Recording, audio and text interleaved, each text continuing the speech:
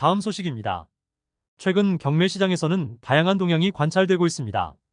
대출 금리 인상으로 인한 이자 부담이 가중되어 많은 집주인들이 경매로 내모는 사례가 증가하고 있으며, 이로 인해 이미 경매로 넘어간 집합 건물이 한 달 사이에 증가하였습니다. 그러나 부동산 경기의 침체와 함께 법원 경매 시장 역시 얼어붙어 이러한 물건들이 실제 시장에서 소화되기까지는 상당한 시간이 걸릴 것으로 예상됩니다. 또한 미술품 경매 시장도 고금리와 경기 불황의 영향을 받아 저조한 성적을 보이고 있으며, 명동에 위치한 호텔의 경매가 유찰되는 사례도 발생했습니다. 이와 달리 스포츠 유니폼과 같은 특정 품목은 높은 가격에 경매에 붙여져 큰 관심을 끌고 있습니다. 이러한 상황은 경제와 시장의 미묘한 변화를 반영하고 있습니다. 다음 소식입니다. 미국 경제의 경착륙과 연방준비제도의 공격적인 금리 인하 전망이 확산되고 있으며, 이는 JP모건의 고객 설문조사 결과와 채권 현물 시장의 투자자들의 행동에서도 나타나고 있습니다. 한편 코로나19 이후 미국 경제를 지탱하던 가계 소비의 열풍이 높은 주택 비용, 증가하는 빚, 감소하는 가계 저축과 같은 요인들로 인해 종식될 것으로 보입니다. 더욱이 미국의 인플레이션 상황이 개선되고 경제 성장 및 노동시장이 활성화되었음에도 불구하고 여전히 유권자들은 경제 상황에 대해 부정적인 인식을 가지고 있는 상황입니다. 미국인들 사이에서 아메리칸 드림에 대한 믿음이 감소하고 있으며, 이는 경제에 대한 긍정적인 인식이 줄어들고 있는 현실을 반영합니다. 마지막으로 미국 경제의 연착륙 가능성이 커지고 있는 가운데, 이는 1인당 생산성의 향상과 임금 상승률의 둔화에 기인하고 있습니다. 다음 소식입니다. 아시아 경제 성장률이 올해 4.6%, 내년에는 4.2%로 전망되는 가운데 중국 경제의 불확실한 미래에 대한 우려가 커지고 있습니다. 중국의 경제활동 안정화가 이 지역의 성장의 중요한 요인으로 지목되었으며, 중국인민은행장은 올해 중국의 경제 성장률이 5% 달성이 무난할 것으로 예상했습니다. 한편 중국 경제의 회복이 기대만큼 이뤄지지 않으면서 중국 부자들은 대규모 자금을 해외로 이전하고 있으며, 특히 골드바와 일본 도쿄 부동산 매입에 관심을 보이고 있습니다. 이러한 경제적 불확실성은 중국 경제의 디지털화와 신유통 시장의 급속한 성장과 맞물려 있으며, 이는 중국 내외부의 경제적 행태에 영향을 미치고 있습니다. 다음 소식입니다. 일본 경제단체 연합회계의 달랬는 다음 달 4일 열리는 정부회장 회의에서 엔화 약세가 일본 경제에 미치는 영향을 논의할 예정입니다. 엔저 현상이 일본 경제의 표면적 지표에는 긍정적인 영향을 미치고 있으나 급격한 가치 하락으로 인한 타격도 무시할 수 없습니다.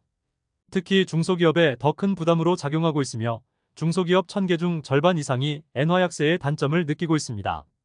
한편 일본의 노벨과학상 수상자들의 업적을 분석한 연구는 한국 과학기술의 발전 방향에도 영향을 줄 수 있습니다. 또한 중국 경제가 일본과 유사한 경로를 따라가고 있으며, 부동산 시장의 침체와 고령화 문제가 주요 원인으로 지목되고 있습니다. 다음 소식입니다. 순환경제의 중요성을 강조하며 이를 미래산업으로 육성해야 한다는 주장이 제기되었습니다. 한편 경제 영토의 확장과 신시장 개척이 과정에서 더 큰 빛을 발하고 있으며, 특히 유럽과 아프리카 국가들과의 긴밀한 협력이 이루어지고 있습니다. 동시에 전시 경제 체제를 구축한 러시아가 국제적으로 경제적 우위를 점하고 있다는 분석이 나오고 있습니다. 더불어 유럽과 스위스, 한국, 일본, 미국으로 구성된 경제협력개발기구 OECD 블록과 중국 블록 간의 경제적 긴밀도가 주목되고 있습니다. 마지막으로 고금리 환경이 유럽 기술 스타트업의 자금 조달에 영향을 미치면서 인공지능 AI 분야만이 상대적으로 성장세를 보이고 있습니다. 다음 소식입니다. 최근 원자재 시장은 다양한 요인들로 인해 복잡한 변동성을 보이고 있습니다. 국제유가는 최근 거래일에서 2%대의 반등을 보였으며, WTI는 76달러 중반대, 브렌트유는 81달러 후반대에서 거래되고 있습니다. 반면 미국 천연가스 선물은 3% 이상 떨어져 2달러 중반대까지 하락했습니다. 이러한 가격 변동은 강원 지역 중소기업계의 경기 전망에도 영향을 미치고 있으며, 원자재 조달 사정은 12월 전망치가 전월 대비 9.9p 하락하는 등 가장 큰 하락폭을 보였습니다. 건설업계 역시 금리 인상과 원자재 가격 상승의 영향으로 잠재적 부실기업 비율이 증가하고 있으며, 이자 보상 배율이 1 미만인 기업이 40%에 달하는 것으로 조사되었습니다. 마지막으로 전기자동차 배터리 가격은 원자재 가격 하락의 영향으로 올해 14% 감소했으며, 이는 2018년 이후 가장 큰 낙폭을 기록한 것입니다. 다음 소식입니다. 카카오의 김정우는 골프 회원권을 75% 매각하는 결정에 대해 2달간 겪은 전쟁 같은 갈등을 언급했습니다. 이스라엘과 팔레스타인 간의 갈등에서는 잠자던 아이들이 공습으로 사망하는 등 어린이들이 전쟁의 가장 큰 피해자로 지적되었습니다. 또한 미국의 한 관리는 러시아 대통령 푸틴이 내년 미국 대선 전까지 우크라이나와의 전쟁을 멈추지 않을 것이라 예상했습니다. 사이버 보안 분야에서는 인공지능, 메타버스 등 신기술의 등장으로 사이버 공격의 위험이 커지고 있다고 언급됩니다. 마지막으로 독감 유행으로 인해 병원 예약 전쟁까지 벌어지고 있는 상황이 보고되었습니다.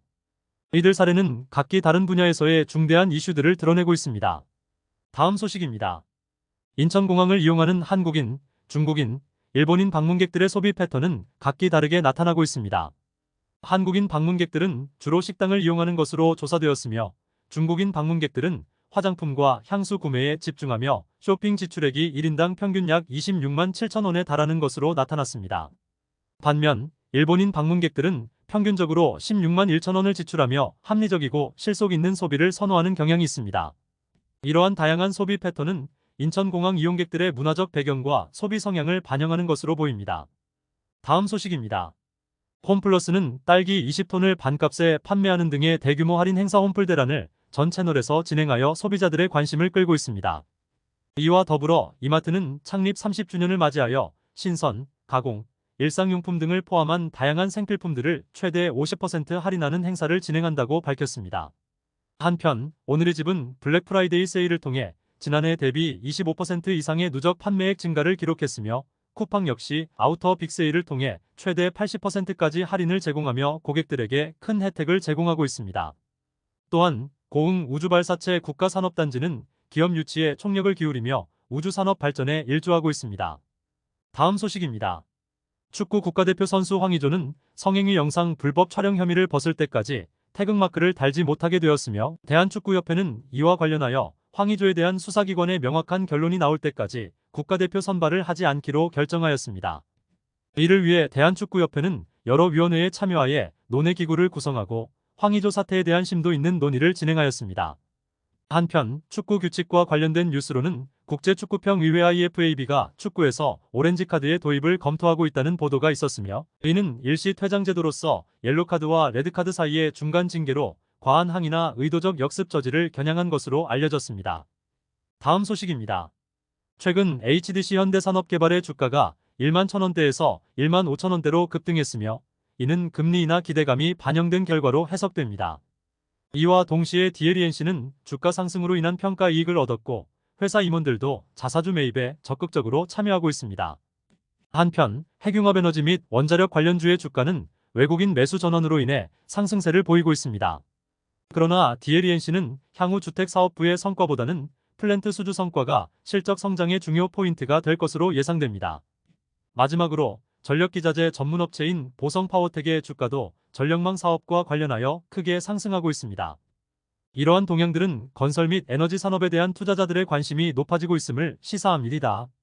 다양한 뉴스를 듣다 보면 투자의 지식이 쌓일 것입니다. 구독과 좋아요를 지금 눌러주세요. 감사합니다.